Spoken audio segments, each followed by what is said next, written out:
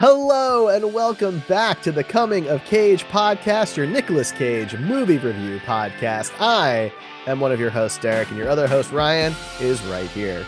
That's right. We're in the same Zoom chat having a podcast. That's right. Just like Together. every other week. That's right. It's just another Tuesday. This week this is episode 60 of the show, and we are talking 2023's Sympathy for the Devil. This is pretty close to the halfway point of all Nick Cage movies, isn't it? Because was there like 120-ish IMDb credits? Well, when we started, there was less than that. That's a good question. So he has 125 actor credits. However, a bunch of those haven't been released 1, 2, 3, 4, 5, 6, 7 are in production, including the Spider Noir series. So, 118 have been released. Long Legs is not eligible yet because it's not on a normal streaming service. It is out on DVD and Blu-ray, though. It is, but our rule is streaming. It has to be, out long enough to be on a normal streaming service, or at least rentable for like $3 or $4 instead of $20. So yeah, the answer is yes. We're basically at the halfway point, kind of, for what's available. Yeah, which is pretty wild to think about. To think that this podcast in this amount of time is going to be over. Oh, well, that's sad. And we'll do a new episode every 3 months when a new movie comes out. Yeah, I mean, maybe he'll just move straight into television and we'll have just episode after episode to cover. Episodic content, yeah. That's right. But Sympathy for the Devil is an action thriller where a quote, forced to drive a passenger at gunpoint, a man finds himself in a high-stakes game of cat and mouse. Nicolas Cage plays the passenger, and Joel Kinnaman plays the driver. In fact, nobody is credited with a real name. They're just waitress, cop, boy, trucker. So that's kind of wild. And yeah, directed and written by relative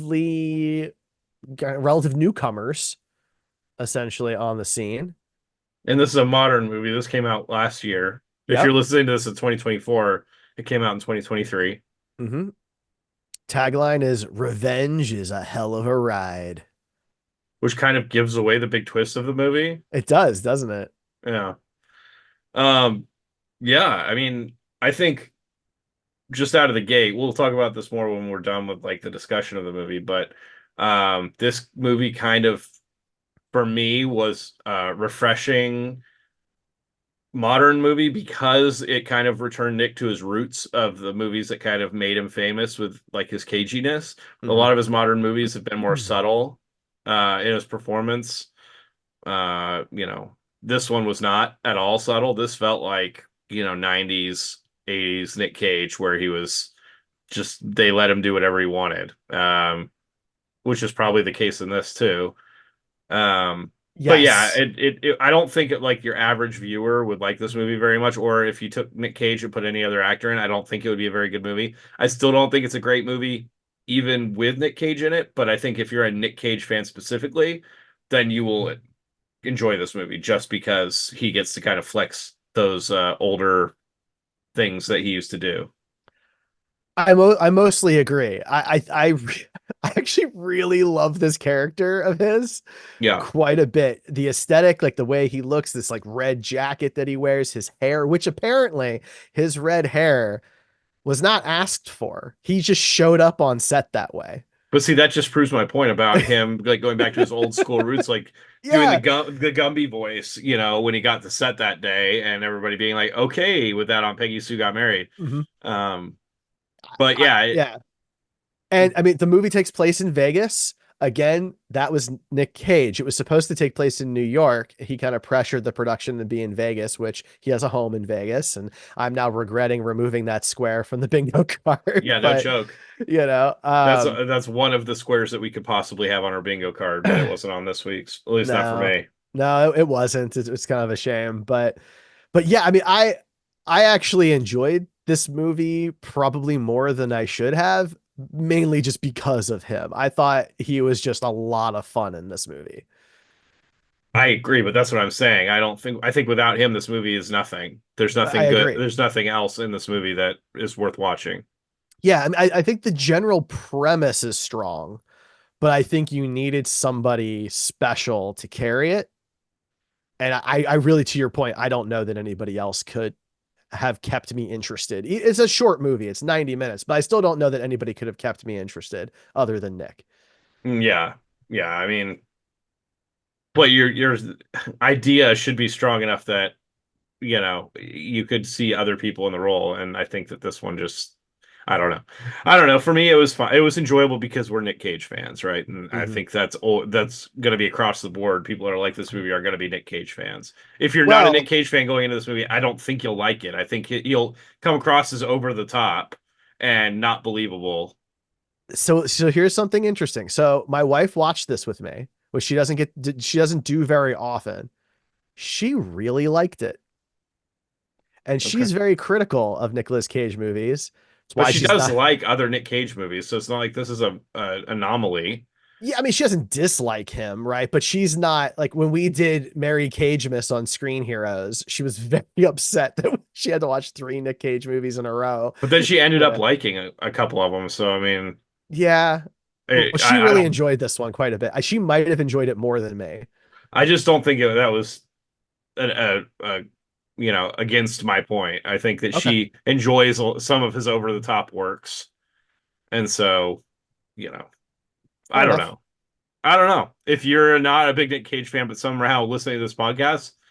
First of all, why? But we appreciate you. But you hit us up on some sort of social media and let us know why you did or did not like this movie. But anyway, the way this works is we usually go through my notes in chronological order, and I try and figure out what the note was or what it meant. That While Derek usually finds some way of translating it from Ryan to normal human. Um, is my skill. yeah. So right at the beginning, it starts off with a bunch of photos of babies and discussing baby death.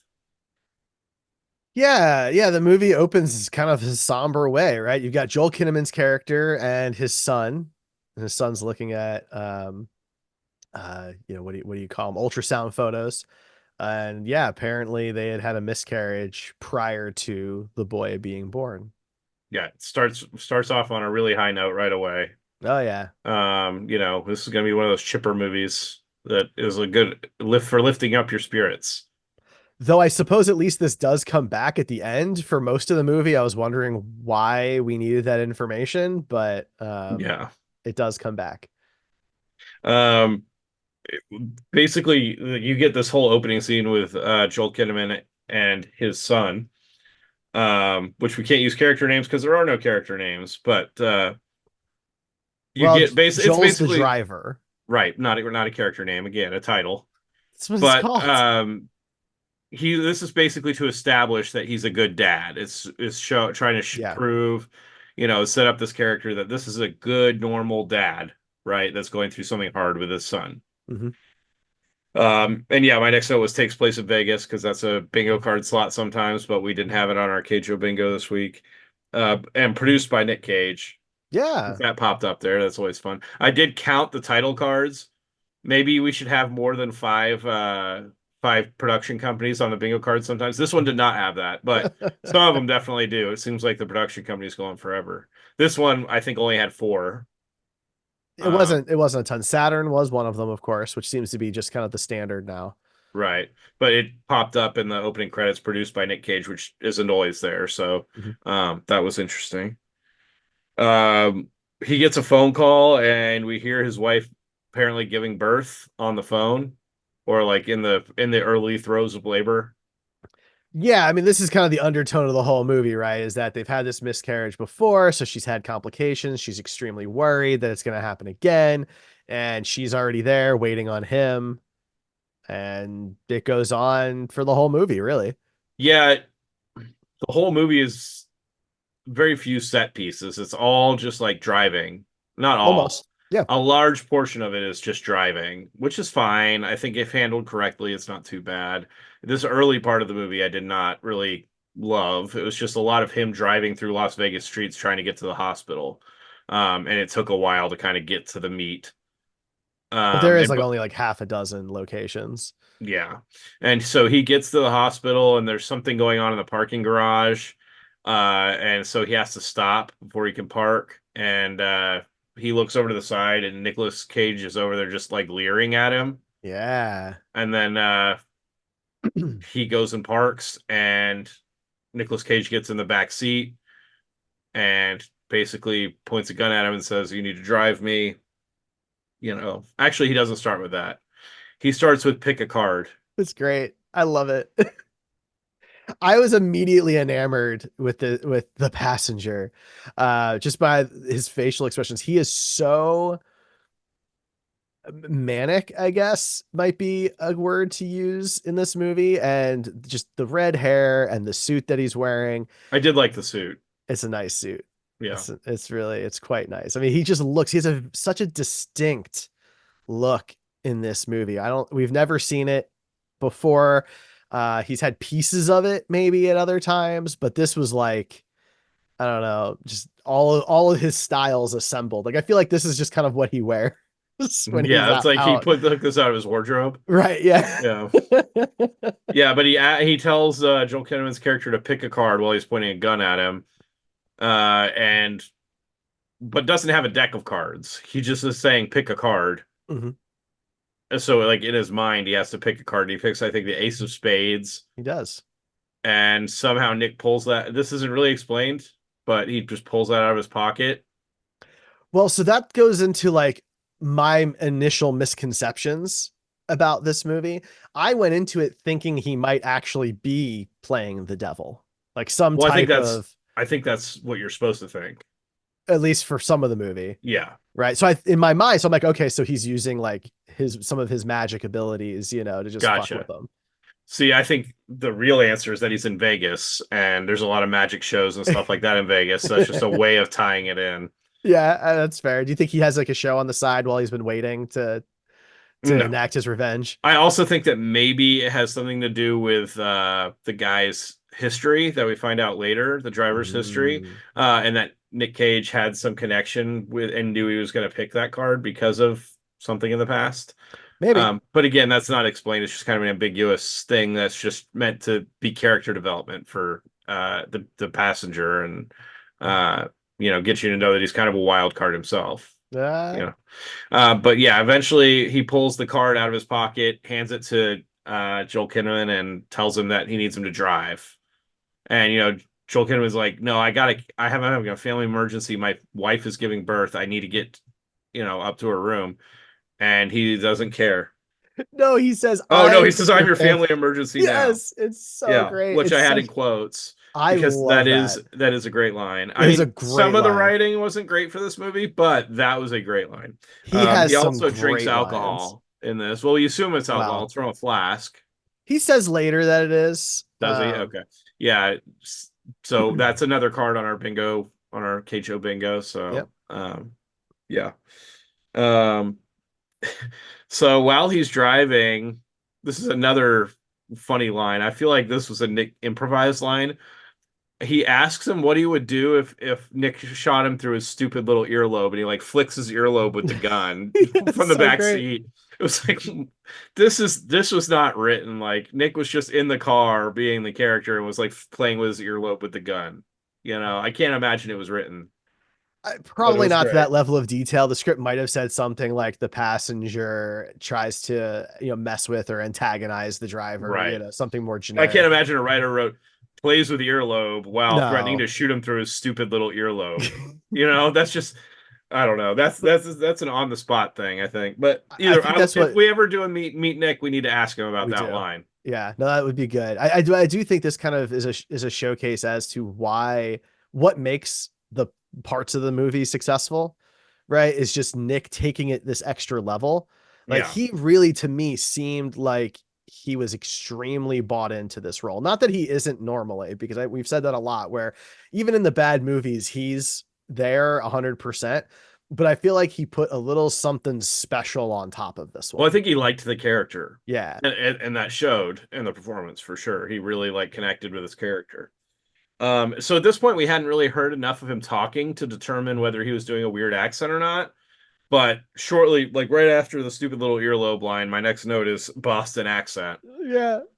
Because you know when we've watched these movies, there's differing levels of success with an accent from Nick. He's just like any other actor, he has his strengths as far as accents goes.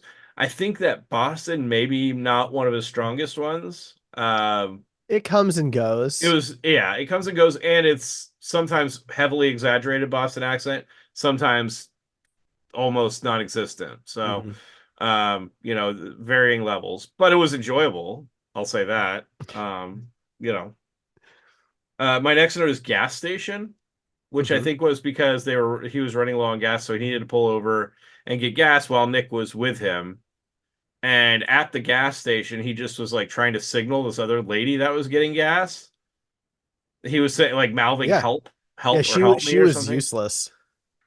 I mean, if somebody at the gas station, if I saw a crazy looking fucking Nick Cage with in a suit, like clearly holding something in his pocket, and a guy that was with him was going, "Help me," mouthing that to me. I don't know that I would have really done much more. I might have called the police when I got out of like range, Well, that's but kind by of what that I time they were mean. done there anyway. Maybe. She just kept staring at him as if she didn't understand what was going on.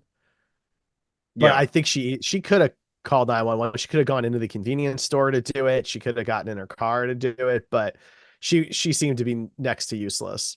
eventually Nick Cage kind of catches on that that's what's happening, and walks over to her and goes like, "Hello" or something like that, and she Mhm. she just drives away.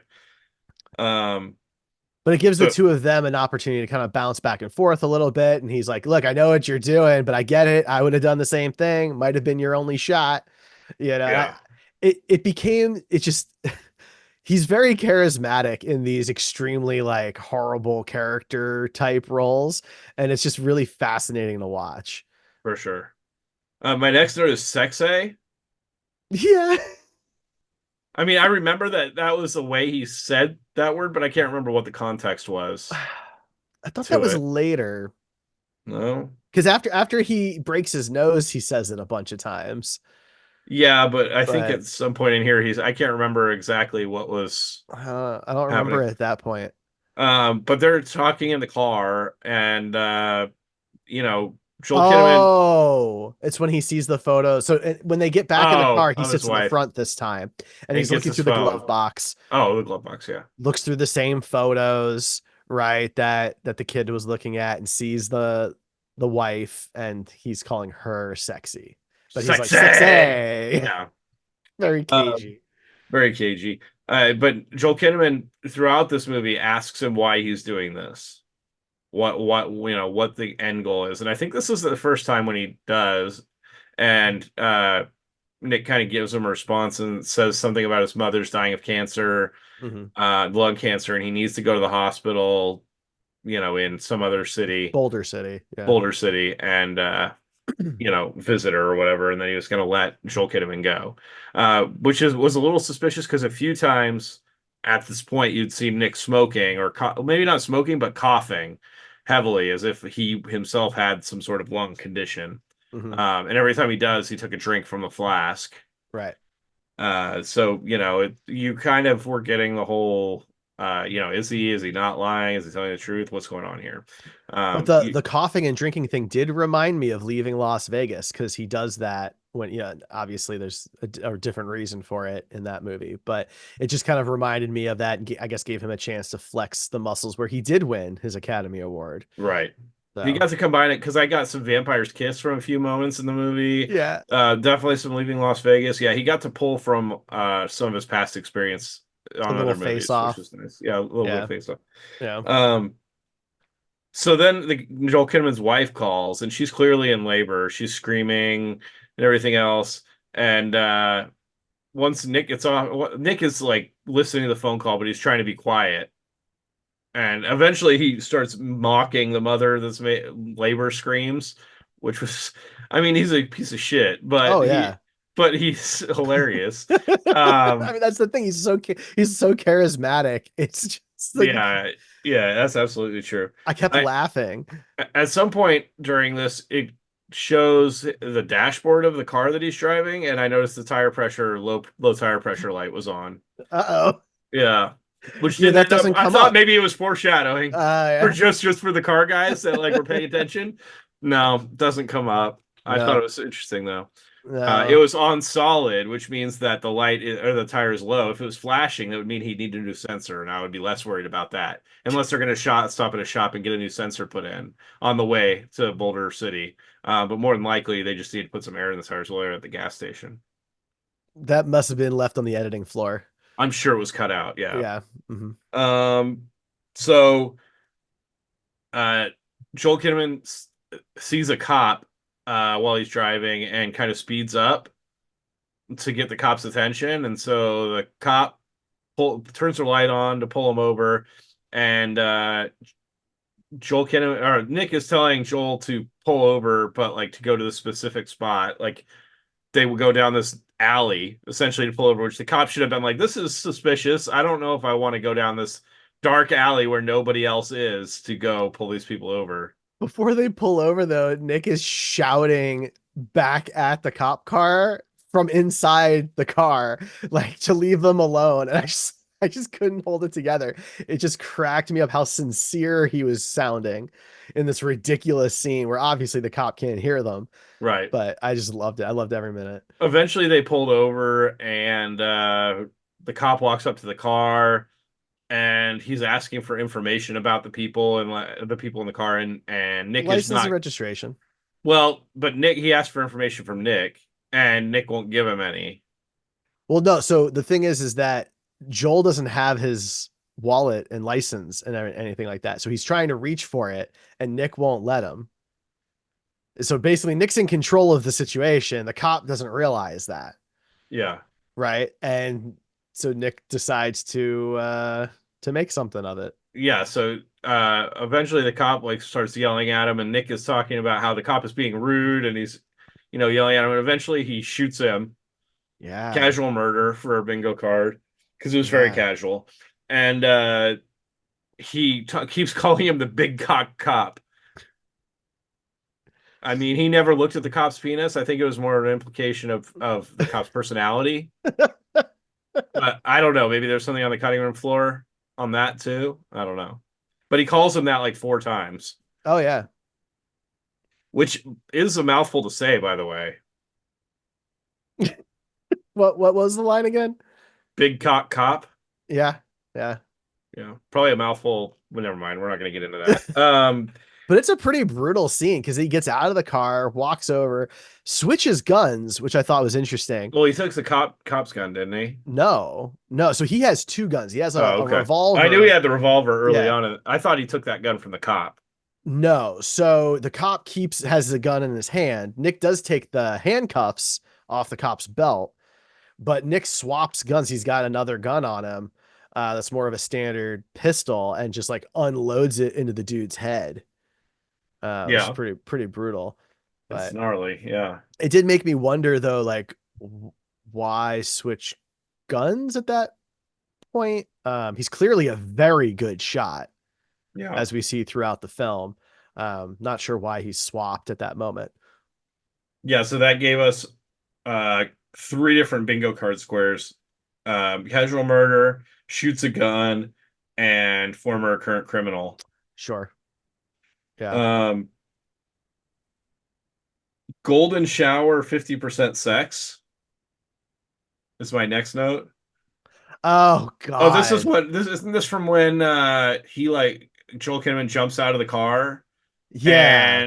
and Nick has to stop the car and like breaks his nose or whatever while he's trying to stop the car, and he gets out and he said he wanted to be 100% sex for Joel, but then he's only 50% sex with a broken nose. That's right. But what was the golden shower part? I don't remember that. He was talking about somebody else that had gone into labor. I forget who he's referencing. And during labor, she urinated all over the place Yeah. was what he was referencing there. But it's Which kind of a a golden wild, shower is a sex. yeah, That is a sexual act for somebody that has like some sort of a fetish regarding yes, that is generally referred to as a golden shower. right. But yeah, his character has some similarities to like Robert California from The Office, where there's a lot of like sexual, everything is a sexual metaphor with him. Oh Jesus. Would you like a nature or a I sex metaphor? I Well, we didn't see when an animal has sex. Yeah, that whole situation. Oh One of my my favorite God. parts of The Office, by the way. I will, stand on that hill for Robert California. I liked him as a character. Well, Anyway, I like different Spader a lot. different discussion. No, it is, but that scene is really wild. So what happens is Nick gets back in the back of the car again. He's no longer sitting up front. There's this kind of this back and forth on like how friendly is he going to get Right. with Joel's character. So now he's in the back of the car and he realizes that maybe Joel wants to like ram the car into something. So Nick unbuckles Joel's seatbelt and calls it out. And Joel takes that opportunity to jump out of the car that's going, I mean, I would imagine it's got to be going at least 50 or 60, Yeah. right? We don't know for sure what that road is, but they're moving. And yeah, Nick then has to like jump and stop it with his hand, Well, he on the does. Yeah, brake. he And does like the e-brake first, and then has to get up front and stop and hit the brakes. Yeah, it was an interesting scene. But once he gets out of the car after stopping it and breaking his nose, and he's going through the thing talking about how he wanted to be 100% sex, but could only be 50% sex. Joel's Nick is wife calls always again. 100%. Joel's wife calls again, and this is how he kind of lures Joel out of hiding because he's talking to his wife, and he says something like Joel wants to, or your husband wants to know what room you're in and what floor you're on and everything like that. And it seems like she does not give him that information, but you don't know for sure. And Joel comes out because he thinks that if he doesn't, then he's going to go kill his wife or something along those lines. Yeah, Uh, Nick basically pretends to be somebody down in like the gift shop of the hospital. yeah. Is kind of the ploy there, but it's clever. I mean, it works. Joel comes out of hiding and snaps his arm back into its socket, and Yeah, it you does that know, whole dislocated shoulder trick from the movies where you yank on something and pop your shoulder back into place. which is interesting because there's this kind of play towards the end of the movie on like who Joel really is, right? Who his character really is.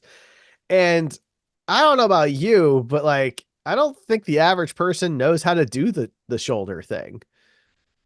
I mean, if they do, they only think they know how to from like watching movies like this. Right? Like they saw this movie and they're like, "Oh, I can do it," right? Like so it is interesting that he is able to do it so quickly And but that's not just us saying that. That's Nick points that out and yeah. says something like, interesting that you know how to do that as a stay-at-home dad or whatever. I don't Good know. point. No, that's a good point. Nick calls that out. And at Yeah. this point you start getting some hints that perhaps there's a past. hmm Because I think there's been a few times before this where Joel is like, I'm not who you think I am, or something like that. But now Nick is starting to give hints that he does have a past with this guy. Yeah. Um, and then we get my next note is Mucus Man. He Yeah. starts talking about Fuck. how when he was a kid he would have like major mucus issues or something, and that he would dream about the Mucus Man coming delivering boogers into his nose or something. It is a messed up story, man. Yeah. Yeah, because I guess he's had allergies like his whole life or whatever. It's kind of a dark story. Like that's something that I feel like a kid would like have nightmares about. Well, and that's what his story is that he did have nightmares about that. Well, right. Yeah, but he still like, remembers it to, is kind of the heavy part there. But that was a wild story. Yeah. So Nick after this whole thing goes, I'm famished. Let's go get something to eat. And he points out to some place on the side of the road and says, Roadhouse Diner, we'll go there. And instantly I'm like, okay, awkward diner scene. Yes. It's coming. Which is a bingo card slot. I didn't mark it off at this point, but I had No. a feeling that it was coming. Yeah. And so as soon as they walk into this diner and go sit down, there's a trucker at like the bar or whatever that uses the F word slang for gay Yeah. people. So you hmm get that casual homophobia right away, which hmm that word isn't really necessary to use in a situation like this for a 2023 movie. And it It was just sticks out, out of doesn't it? place. Like Yeah. I guess they had to make a reason for Nick to hate this guy and want to like kill him. I guess, but like it's the dude's only line. it's way out of left field. Like it literally feels out of place with the rest of the movie. It does. I mean, for what's going to happen in the next several scenes, Nick doesn't really need a reason to hate this guy specifically. No, There's he people doesn't. involved that he's killed people that he had, you know, very little interaction. Like the cop, he had a bad interaction with him for the us of like 2 seconds and then shot him. Well, I mean, So it's jumping ahead slightly, but he kills the cook just because the cook doesn't want to make substitutions on the menu. right, You that's know, true. it's his restaurant, you know. So yeah, I don't think we needed to have a slur like that said out of the blue by a character we don't know for no real reason. Yeah, It's they just, weren't like even doing anything that would make somebody think they were gay either, except walking into a place. You know what I I mean? mean, Like, the only thing I can think of is it was supposed to be a remark on Nick's appearance, but like I that's pretty guess shallow BS, you because know. yeah, So straight people never wear suits, so or have no, red hair. I mean that's the thing, right? Like so it doesn't work. It doesn't make sense. It doesn't fit. It's way out you know, because none of the rest of the movie has any of that. Yeah, Right. And Nick's character is supposed to be the big bad, and he doesn't do any of that. Right. So you just got this random trucker dude who all of a sudden says like the worst thing in the movie somehow. right. You Which know, so sadly is common enough to be on our bingo card for Nick Cage movies. casual discrimination. Yeah. Which more often than not is that same word. A lot of the times it is, but it's usually older movies where I'm not saying it was okay. It was not okay, It but was it was more more acceptable in the time. normalized. Yeah, Yeah. Than it is now. right. So yeah, that caught me off guard. Like yeah, it stuck out. Yeah. Um, but yeah, we get an awkward diner scene. They're discussing some stuff. So the waitress comes up. He basically Nick is looking at the menu and he shows the menu at like to Joel's character and goes and it points out the thing that says no substitutions. And he goes, "Do you think they're serious about this?" Like he cannot believe that this place at 2 in the morning or whatever would not do substitutions. I mean, at Um, that point, I'm with him. I'm like, come on, like you can't like swap something, you know, like I am that guy who like I'm not even gonna ask for a substitution, but if I see that on the menu, I immediately am concerned. yeah. But the waitress comes over and seems it's kind of the typical waitress role where they're working at 2 a.m. and they're agitated with every customer. And Nick, he asks if they can get cheddar, um, or if that's like legit, and she's like, "I'll slip you a block of cheddar under the table" or something like that. Yeah. Um, and he seems satisfied with that answer. Um, and so I think at this point she walks away, and they're kind of talking about what they're trying. Joel is trying to figure out what's going on still. And we get my next note is Cage face because at some point he just starts making a face like Vampire's Kiss style for a good 7 or 8 seconds, just making this face and not talking. Well, because he asks Joel to tell the truth. That's all he's got to do, just tell the truth. Right. Yeah, And we don't know what that is yet. Nick clearly thinks Joel knows.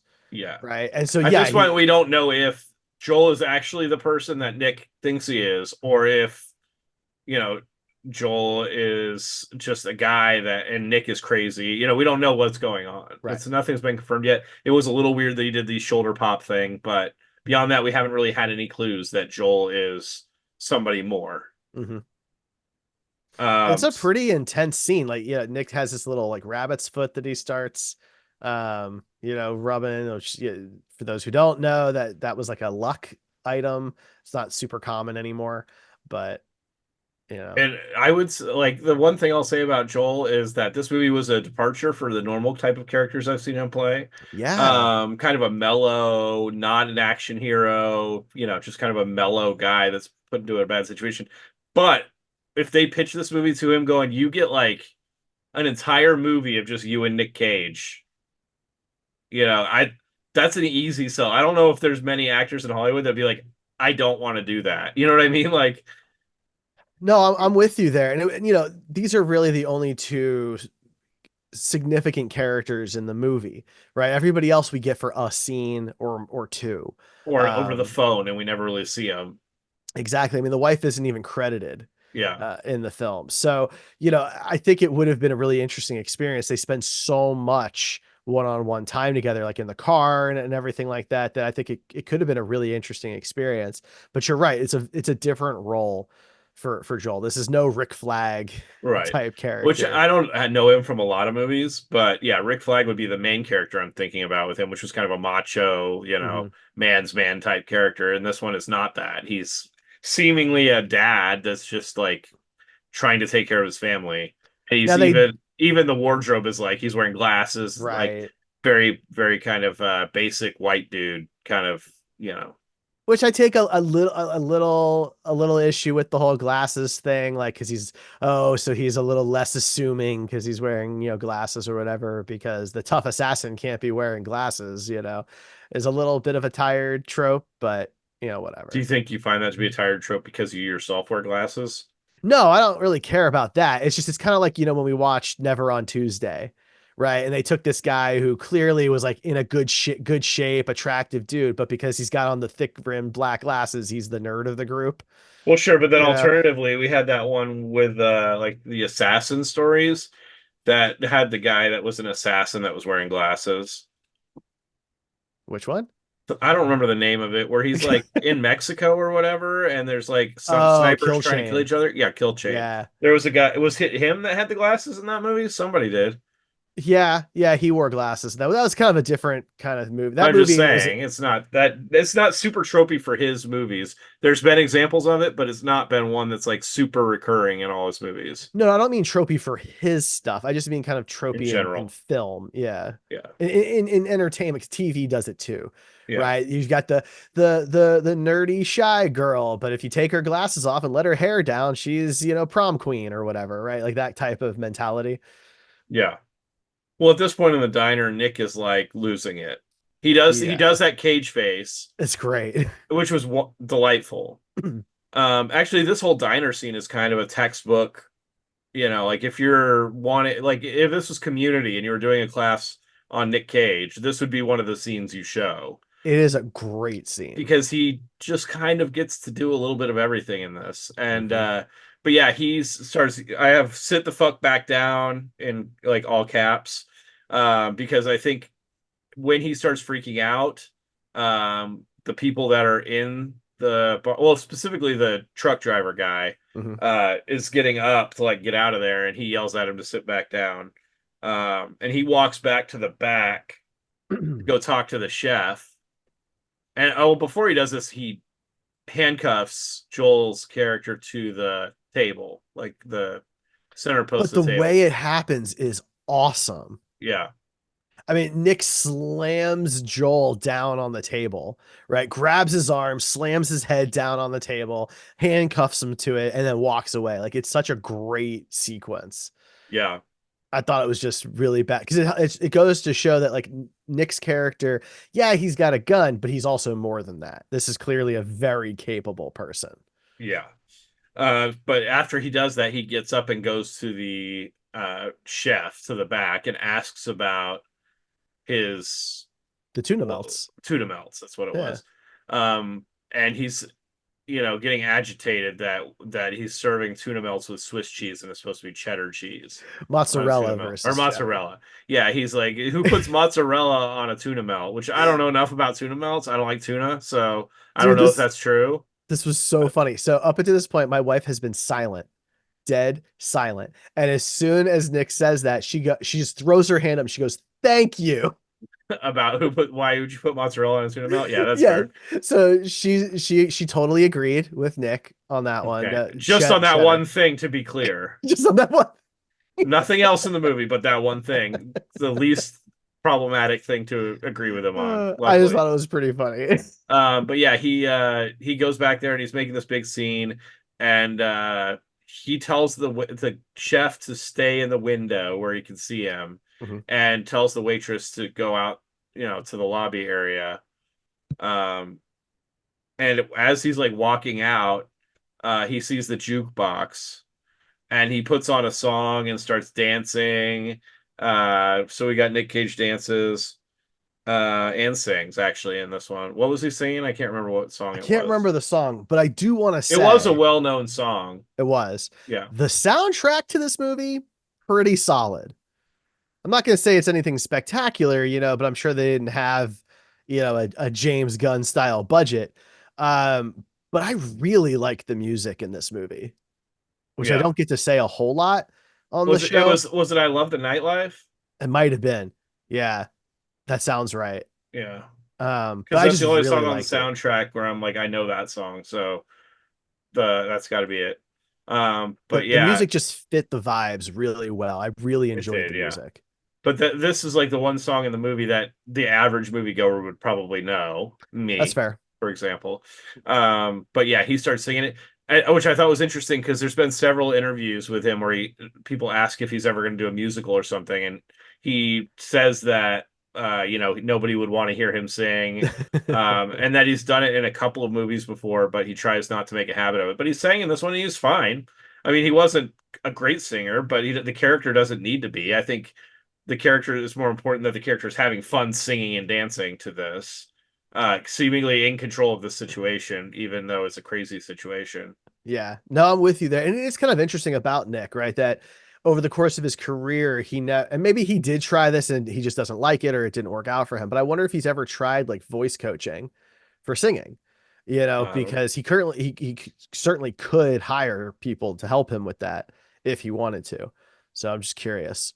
Yeah, well, I mean, he said he wants to do different stuff, so I don't think a musical or a Broadway thing is off the table. It's just, Yeah. he hasn't done it yet. Um, at some point in here, a woman and her daughter walk in. Yeah. Which begs the question, why is this mom being so irresponsible to have her daughter up at, 2 a.m. and going into a strange diner? Well, I mean, they could be on a road trip. Maybe they're moving. I mean, there's any number of reasons that could have happened that are totally legitimate. They couldn't like sleep. I don't know. When my family moved from Long Island to Kansas City, we drove straight through. And so yeah, we stopped at weird times to eat and stuff like that to stretch our legs or whatever. I mean, it wasn't like ideal or anything, but it wasn't a regular occurrence either. Well, when this woman and her daughter come in, um, Rick Flag is clearly worried about it. He sees the Joel Kinnaman. He sees the mother and daughter, and he this like triggers something in him. And Nick is saying that he's going to kill everybody in the bar if he doesn't start Telling the talking. truth. Yeah. Yeah. And so he starts to admit it, what's going on. Well, he doesn't admit it at first, and Nick decides he's going to kill the truck driver. And the truck driver like starts to run, and Nick shoots him in the back. Hmm. And I have slow motion action scene in here. So at some point he fights with somebody. I don't know if it was the trucker or what, but I don't remember the slow motion aspect of it. The trucker, I mean, he shoots the trucker falls, and then he actually steps on the dude's neck and yeah. basically chokes him to death with his boot. I don't remember a slow motion bit, but Yeah, I don't remember what that was in reference to either, but at some point there was some slow motion action. And while this is going on, like Joel Kinnaman is kicking the thing, trying to like break his handcuffs loose whenever Nick's not paying attention. mhm, Um, and so Nick doesn't he let the woman and the daughter go? he does. Yeah. Um, so he goes back to the back and shoots the chef. I don't think oh, he goes so he shoots the kills the chef Mhm. and he goes looking for the Well, waitress. he shoots the chef. We find out later he's not actually dead yet. That's true. Yeah. Well, because he goes out the back and starts running away, and Nick shoots him in the back. So he's Mhm, way outside when Nick shoots him. But then Nick goes looking for the waitress mhm. who's hiding in the bathroom crying in a stall. And Nick kicks open the door and asks if she was really gonna give him the cheddar cheese or if she was just being a jerk with her This is a very response. intense scene. It is. The actor who played the waitress, Alexis Zolokoffer, I mean, she was very intense. I thought that must have been a very difficult scene. And, I thought she did a good job. She did do a good job. But yeah, Nick asks her that, and she says she admits that she was just being a jerk. So you think he's going to kill her, but he doesn't. Hmm. Well, maybe he does because after this, he goes out and like lights fire to the whole place. Yeah. So Ray asked me if I thought that she lived or not. And it does leave it kind of open. I I would like to think she lived because my thought process is that what Nick's character seems to have a real big problem with is abuse of authority and dishonesty, right? And so Yeah. since she was honest with him, I think he was letting her go, but we don't really know for I think sure. he was letting her go too, but she was on her own after the fire started. I mean, that's fair. Yeah. I think she probably got out. Most of those places have like fire exits and stuff like that. So just because Nick and Rick Flag leave the building doesn't mean that she went out the same exit Right. necessarily. So I like to think she got out of there because that's what he was clearly setting up. Um, yeah, so there's a diner fire now. He said he like lights he pours a bunch of alcohol on the stove and you know, lights a cigarette or something and throws it on there. I can't remember. Hmm. But yeah, he sets the whole place on fire. Um, and Joel Kinnaman kicks is able to break the thing so he could get his handcuffs out. I can't remember. Does Nick shoots him in the leg or something right while Yep. he's running? Hmm. And so at this point, uh, he gets to a safe place, but then he takes his belt off and ties a tourniquet on his leg. Yeah, he's hiding behind a car. And ties a tourniquet on his leg, Yep. which I'm not a doctor. I did get my Eagle Scout, so that's basically the same thing. Totally. Yeah. Um, where we learned how to do tourniquets, but I was always warned don't do a tourniquet unless you absolutely have to because there's a good chance of you losing the limb if you leave it on for too long or Interesting. causing permanent damage. Like you could cause the limb to die if you leave it on too long. Um, and you really only do it to stop arterial bleeding. And there was nothing that happened after this that would, or even on his pants, that would indicate that he had an artery bleeding. Yeah, I mean, he once he tied the belt around, everything seemed kind of fine. I guess maybe it wasn't a tourniquet. Maybe he was just putting pressure on it. It seemed like it was a tourniquet because you don't usually use a belt just to keep pressure on something like that. It's important to me because I have medical people in my family that if I ever want to talk to them about this movie, then I want to be like, yeah, he uses a tourniquet improperly. And then they're like, oh, I should watch this. But yeah, I I don't mean, I don't know. want to say it's unimportant to me. I It just want does like come back later, though, by the way. it does. Yes. Oh, okay. Um, so then Nick Cage grabs a bunch of bottles of alcohol on his way out of the place, I guess, Yeah, and starts making Molotov cocktails and throwing them at all the vehicles in the parking lot, just a bunch of them. Yeah. except the one that they came in. Well, because he's not stupid. Yeah. He's just nuts. He knows it's just got low air pressure. There's no reason to blow it up. To blow up the tire, yes, you want to inflate the tire to a proper pressure, but not blow it up with a Molotov. I am a little disappointed they didn't end up in like that little Winnebago or something like that for the rest of the movie. I was kind of hoping they'd end up in a different vehicle. Yeah, that would have been nice. Fiery showdown is my next note because they basically are Yeah, throwing fire everywhere, everywhere. and it does set some sort of ambiance. When you look at the "Sympathy for the Devil" title, and the red on Nicolas Cage, it's definitely kind of portraying that his character is supposed to be the devil, even though he's not. Spoiler alert. Well, because he is Um, wreaking havoc, right? They've murdered a cop who's laying in the middle of a street. Right. Now, this is a 2023 movie, so you'd think that there are cameras on the vehicle or something, and he had been radioing in so that people would have found him if he wasn't responding. and And somebody called 911. Joel does from the diner. Yeah, He's able to reach a phone at one point, calls 911, right? So they're coming, but like it takes forever. I mean, Nick is able to like literally burn this place to the ground before anybody shows up. yeah. At some point he catches Joel Kinnaman's character and he uses like the butt of the gun to hit him, like a pistol whip type thing. Yeah. I didn't know if that counted for using a melee weapon or So we've not, talked. because technically he's using a ranged weapon as a melee weapon, but So we've allowed that to count in the okay. past. Then I did count that, but Okay, cool. but yeah, my next note was poor police response time. Um But I'm gonna say that that's not outside the realm of possibility.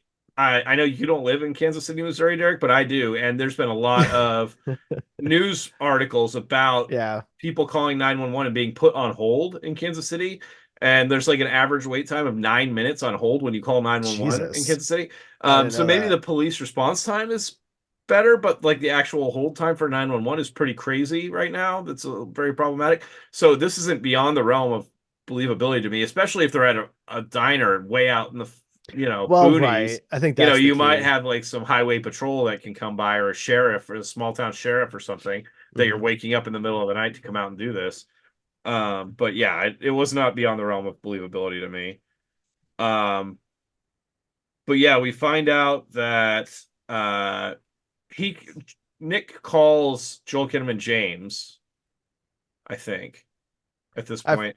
And yeah. he talks about he's telling a story while he's burning all these cars about how he was there was a bookkeeper, and I didn't really follow this whole thing, but what ended up being the case was that essentially he was accusing Joel Kinnaman's character of being like an auditor for like a mob or something, some underground information. Well, no. No, okay, I completely No. misunderstood that. So here's what I'll just explain the story real quick just in case. So basically there's like these bookies and everything, like they're clearly doing illegal activity. And one of the guys is skimming off the top and they figure that out. And Nick's character is responsible for offing this guy because they're friends. And unfortunately, his wife comes home at the end of it and witnesses it. And that kind of breaks her. And she becomes a liability for the organization.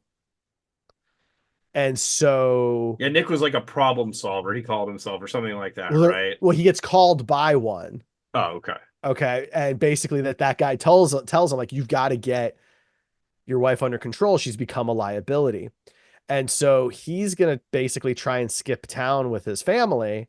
But before he can get there, Yeah, his he wife runs and out to go daughter run some errands or something, and when he comes back, his house is burning with his with wife and kid inside, and he can yeah, hear the rabbits screaming, hence the rabbit foot in the diner. the yeah, they had pet rabbits that he talks about. And yeah, he couldn't hear his wife or daughter screaming, but he could hear the rabbits screaming. So the guy who was sent to kill his wife is James, Right, our which buddy. is who he's accusing Joel Kinnaman of being. Right, And Joel Kinnaman at this point is still swearing he's not James. right. Because he goes by David. Right. Um, so so Joel Kinnaman gets into the car, right? And Nick gets in the car with him. Yeah, Something happens. There's a big well, car accident. they fight each other and they beat Yeah. the crap out of each other, and they come to an agreement that Oh no yeah, matter that's right. what happens, the passenger is not going to mess with the driver's wife. Yeah, they know that, and yeah, because at this point, Nick reveals that he does know the room number and floor where his wife is at the hospital. Right. And that's what kind of makes Joel go, okay, I am who you're looking for. But you have to guarantee me that you're gonna keep my kids now Hmm. and wife safe. And And or you don't have to keep them safe, but you're not gonna go stay murder away from them. him. Yeah. Yeah, exactly. And Nick basically says that as a rule, he doesn't kill mothers, Right. which we learn, is also not only is that like a code that he lives by, but it's also a dig at Joel Kinnaman's character. Right. And so he gets into the car and starts driving with Nick in the back, and they start getting chased by police again. Hmm. And so instead of pulling over, Joel Kinnaman decides to like jump off a construction ramp, which conveniently is always nearby when you're in a chase in these movies. I just thought it Um, was like a ditch, really. I didn't think it well, was there was like construction signs he went through and like a thing, but either way, he goes off like this thing. Maybe it was a ditch, I don't know. And like rolls the car a bunch of a times. bunch of times, and Nick is very heavily injured, and Joel Kinnaman is hurt, but less so. He's fine. Yeah, it seems He like seems whatever fine. lung trouble Nick was having, is now caught up to him. and the cops start getting out of the car, walking towards the other car very slowly and not with guns drawn or anything. But Nick shoots them. So two more dead cops. So Nick is like in a prone position on the ground near death, and then again is able to kill both of these guys with like a single shot from his revolver, which just again shows the skill that this dude has, given how the rest of the movie goes. Yeah. So yeah, Joel starts talking about how he killed the wife and daughter and that he regrets that killing the daughter, and that it didn't go the way he wanted it to go or something like that. It sounds like shooting the daughter was an accident. So he shows up, and according to him, the wife kind of goes a little crazy, Berserk, yeah. and in the scuffle, he shoots 3 times and ends up hitting the daughter. And that wasn't his intention. Right. Um so yeah, he kind of admits that. Nick is literally not able to even verbalize anything. So after he does that and says that to him, then he starts stepping on his neck, kind of like Nick did to the trucker Mm-hmm. in the diner. But he doesn't end up killing him No. that way, does he? He just kind of lets him expire. And then he sits down and kind of keeps monologuing Yeah, a bit. And this is where we learn more about the backstory and how, why the miscarriage at the beginning matters, because it ties into the life that he took, which, I mean, like, look, yeah, I'm not a religious person or anything like that, but it seems kind of like a twisted way to use religion to justify murdering people. But yeah, it was kind of a dark, difficult thing for me to really get on board with. Like, I was I really mean, with this movie there's a lot of throughout. historical evidence of religion being used as an excuse to murder people. What? That's Yes, not unheard of. of course not. But like, this guy's basically saying that he murdered this girl, and so God's revenge was to Yeah, it give was a little weird. a miscarriage to his wife, which punishes the wife more than it Yeah, punishes the dad. Whether somebody out there hears that and likes it or not, that's just the case. And now they're even. All, apparently. and so it's just like, I don't know. That part kind of lost me. Yeah. And so Nick dies. Well, he ends up choking out Nick, like he kind of like kneels on his chest and like actually chokes him out. Oh yeah, with his hands, not with his Yeah, foot. right. Yeah. And so Nick dies. Um, Baby girl is my next note. Did he get a call so that he had a baby girl He has a at this point? voicemail. Oh, voicemail. He calls his voicemail and hears that they've got a baby girl, and everyone's fine and everything's great. You Yeah. And know, so at this point, some other cops are showing up. And he stands up with like his hands up, and the tourniquet is gone. it wasn't. Yeah. That's funny. That's Yeah. I was like, hilarious. wait, what happened to the tourniquet? His leg should be like very heavily damaged at this point. Nah, he's fine. Must have come off in the accident, but it's okay. It's just an arterial bleed that we can't see or see evidence of in any way, and really isn't bothering him other than a slight limp. Well, maybe his pants were starting to fall down, so he needed it as a belt again. Maybe could be, but yeah, that's how the movie ends. That's it. Yeah, a bunch of police show up, and they tell him, don't move, whatever. And then he's repeating to himself what his name Alias is, is yeah. David, right? So that's the problem. So this raises a question, and Ray and I talked a bit about it, but there's I don't.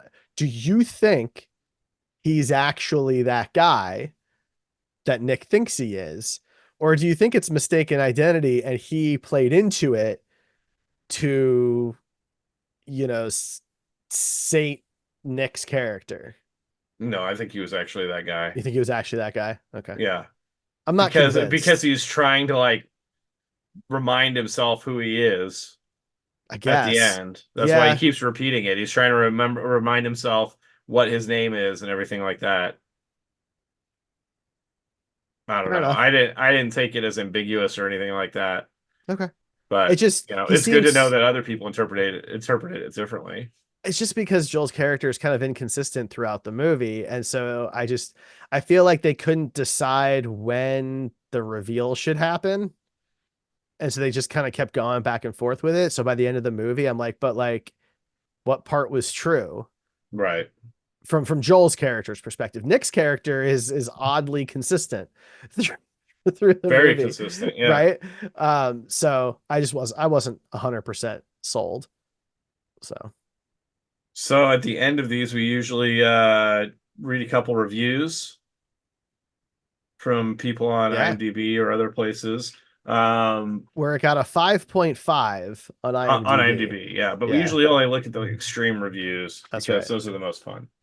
So there's only three 1 out of 10 reviews.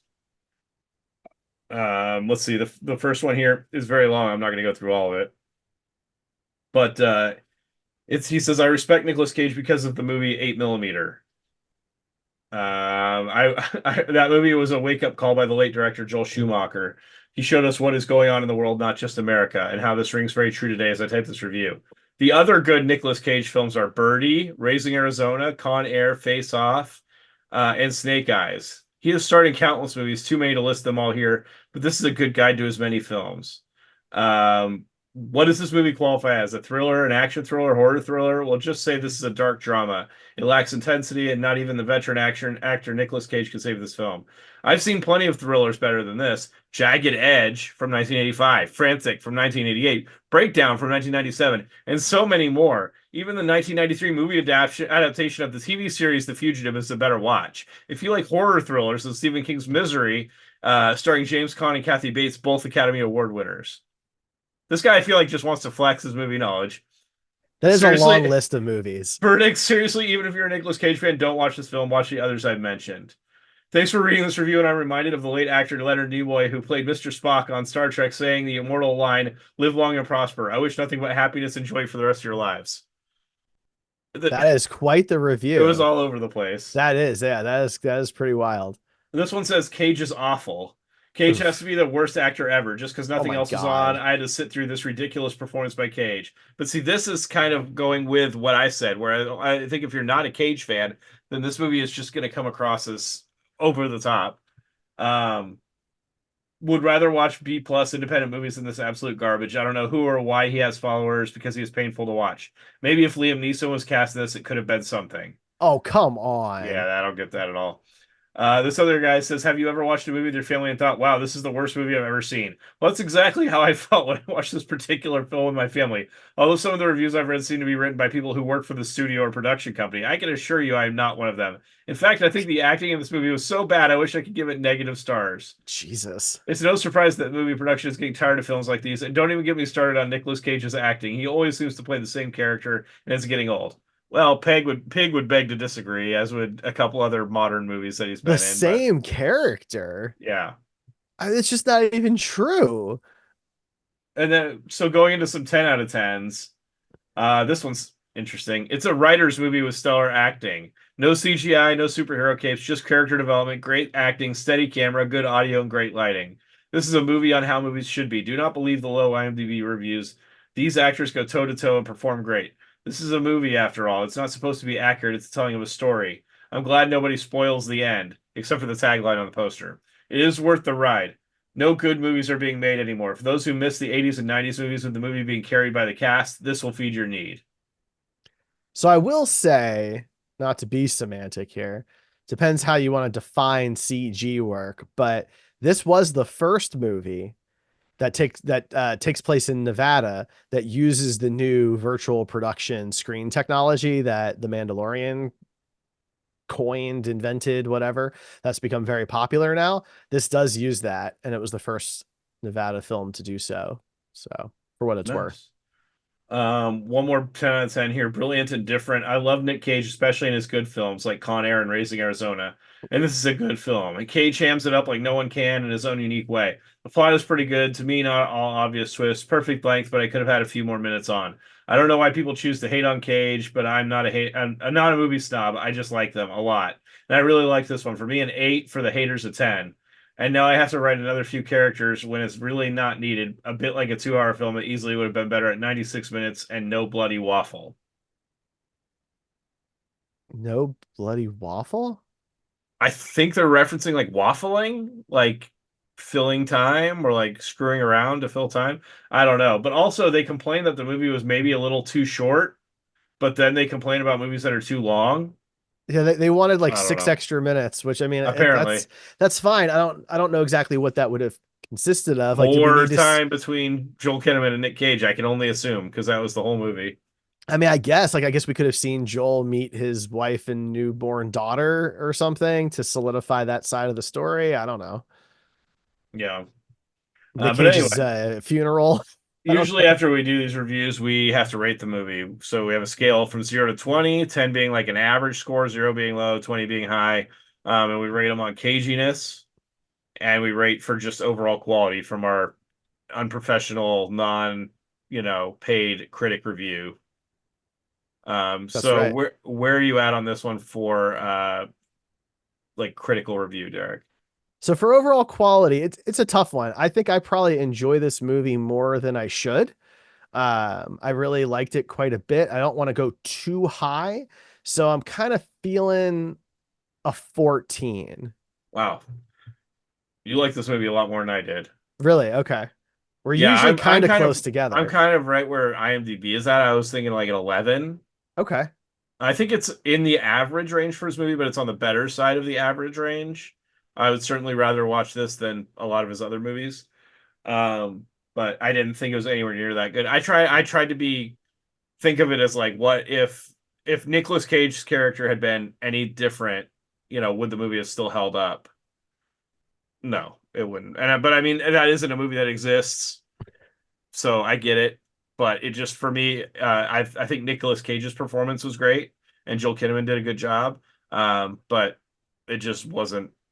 I don't know. There's a lot of weird things that are just kind of left open ended and unnecessarily, and weird plot holes that were never really explained. So it's a little lower for me because of that.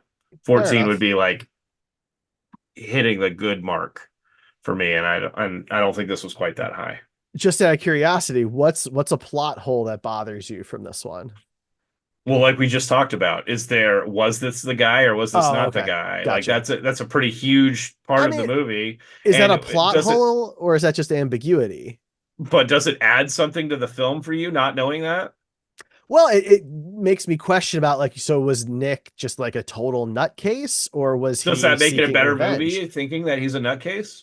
Or does I, it make it better thinking that he's seeking revenge? You know I what I think mean? it's Like it, it's interesting that it could be either. It's like, at the end of Inception, does the little top waver or not, but kind of Inception thing. was a much better movie, is what Yes, but I mean I'm the saying. ambiguity is a positive, is what I'm Because, saying. but not in this case, I don't think, because I don't think this movie needed ambiguity. It already has enough with like, is he the devil? We have all this fire imagery.